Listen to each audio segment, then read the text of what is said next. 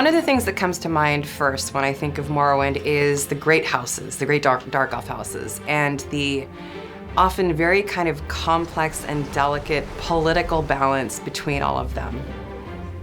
They are very different in the way that they appear and their role in that society. You could walk in one direction in Vvardenfell and come across a landscape and a people that's very different from the one that you just experienced not 15 minutes ago in another part of the island. When we were, designing some of the outfits and the armors for the game, like if I had to summarize it in one word, alien, I think is a really good word to describe that.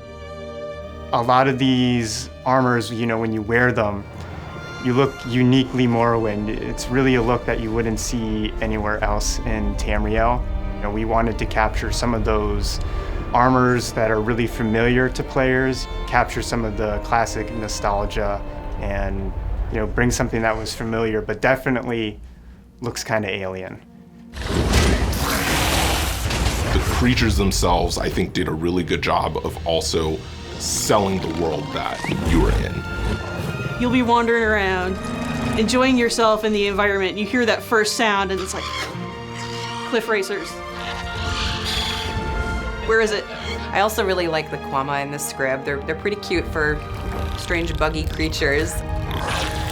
Also in the Morrowind chapter, we had these very cute little creatures called the Vardvarks, which is a fun play on Vvardenfell and Aardvark.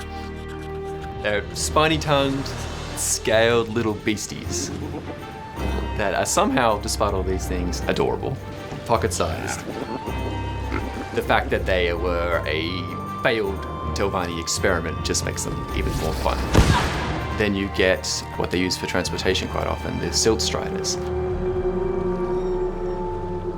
Think the most disgusting flea and just magnify it by about 8 million. If you run up to it with your character, you're like looking way the hell up there. They are giant. There's plenty of spaces and cultures and lands in Tamriel that are sort of in that more traditional sense, high fantasy or traditional fantasy or medieval fantasy. But Morrowind is the game that gives us permission to go crazy every once in a while and show something unusual and alien. And going back to Apocrypha was going to give us that chance to do it again. So that's always something we look forward to.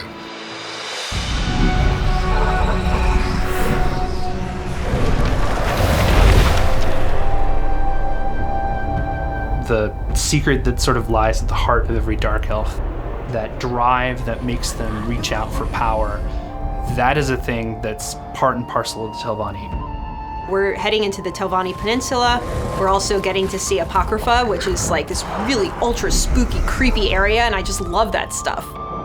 Finding the visual cues, finding the metaphors and the visuals that can connect the two of them, and yet keep them both distinct and keep them both within their own, lore space is always fascinating and always fun to do.